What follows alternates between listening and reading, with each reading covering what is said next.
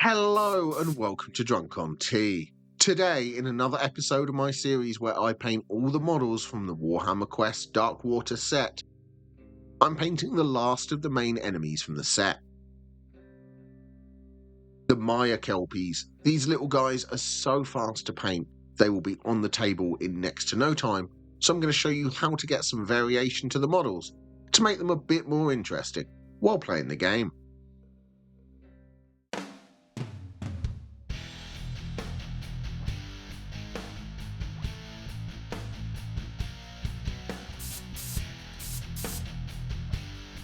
As always, the first thing I've done is prime the Mini black and then applied a zenithal undershade to the model by dry brushing. This will give a great undershade for the speed paints to work from, giving me a great looking model in next to no time. First, with pallid bone, I'm painting all of the exposed skull on the model. I'm leaving the antlers for now and will paint them later, but I'm painting any parts of the skull that are visible with a layer of pallid bone. I'm being careful to make sure I don't paint over any of the fabric, as it could be difficult to tidy up the undershading, but I'm catching all of the skull with some pallid bone. With the bone painted, the next thing I'm going to paint are the small leaves on the model. For this I'm using shamrock green, and I'm carefully picking out all of the small leaves that are hanging off the fabric. You can see how small these models are, which is why they are so quick to paint. I probably should have painted these models first, as they are featured in the introduction game, but I'm finally getting around to them now. But if you're picking up this set and you want to game as soon as possible, it's probably best to paint these guys first. There are quite a lot of leaves to pick out on the fabric, and the shamrock green will give them a nice bright appearance, and they should stand out against the darker fabric when that's painted later. You could use a reddish brown for the leaves if you want an autumnal look to the leaves, but I decided on shamrock green to also keep these models in the same colour palette as the rest of the bad guy models I've painted so far. With all the leaves picked out, next I'm going to paint the antlers. I'm using skeleton horde contrast paint for this, and I'm applying this all over the antlers to the Myre Kelpie. By using skeleton horde instead of the pallid bone I used for the skull, there'll be a slight variation in colour between these two areas, which will add some interest to the model. Because the models are so small, every bit of extra detail you can add will really help. Some of these models have small spines along their back. For these, I also picked out the spines using skeleton horde as well. With the antlers painted, the Myre Kelpie is almost done. With Desolate Brown, I'm going to paint some of the fabric. I'm painting all of the top part of the fabric with the Desolate Brown. I've used this paint in a lot of my series. It's a nice olive colour, which is great for painting dirty, Nurgle, corrupted miniatures. I'm being careful around the leaves to avoid accidentally painting over them, but I'm letting the paint sink into all the creases and folds of the fabric.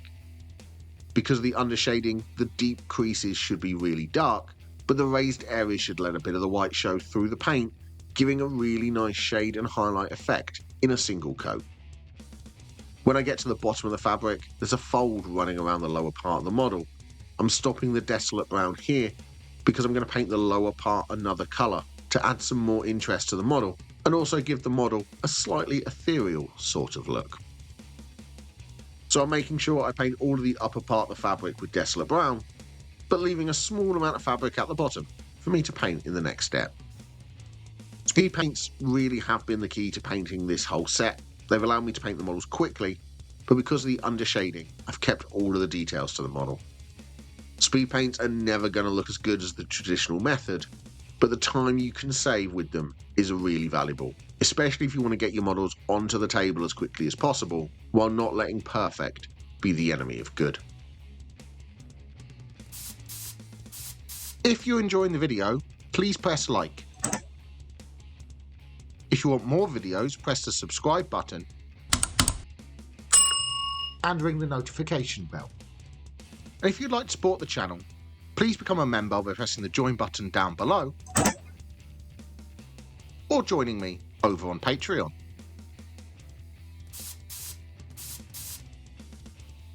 With the Desolate Brown dried, you can see that's given a really great look to the fabric. And now with Plasmatic Bolt, I'm painting all over the lower parts of the fabric. This paint gives a really good sort of glow effect, so by painting just this lower part, it will give the Myre Kelpies a slightly ethereal look, and also tie them into the Cankerborn that I painted at the start of the series, where I painted the mystical stones on them with this paint. As always, I'm being careful around all the other details, and applying a layer of Plasmatic Bolt to the lower part of the fabric of the Myre Kelpie. This model has been painted pretty much in real time for you in this video. There have been hardly any cut parts, so you can see just how you can paint these models in just a few minutes. They really are this quick to paint. With the blue applied, that is how to paint a Myre Kelpie. But let me show you another colour to paint the fabric to add some variation to your models. With some Forest Sprite, I'm going to paint the fabric on this Myre Kelpie. Just like with the other one, I'm leaving the bottom of the fabric so I can paint it blue. The Forest Sprite has a different look than the Desolate Brown. I've painted a lot of the uniform fabric to models from this box with this colour, so it will tie the Myre Kelpies into things like the Pestigores and the Pox Wretches. Each of the sculpts for the Myre Kelpies are doubled up, so I painted one of each type with Desolate Brown fabric and the other with Forest Sprite. The two colours are similar enough that the models look like they belong together when playing the game, but just different enough that they don't all end up looking the same when playing. Of course, you can do whatever colours you like for your models, but I found the Desolate Brown and the Forest Sprite give me the look I was wanting from the models, and tie in well with the rest of the models from the set. And that's the alternative look to painting a Myre Kelpie. Let me know in the comments down below which look do you prefer.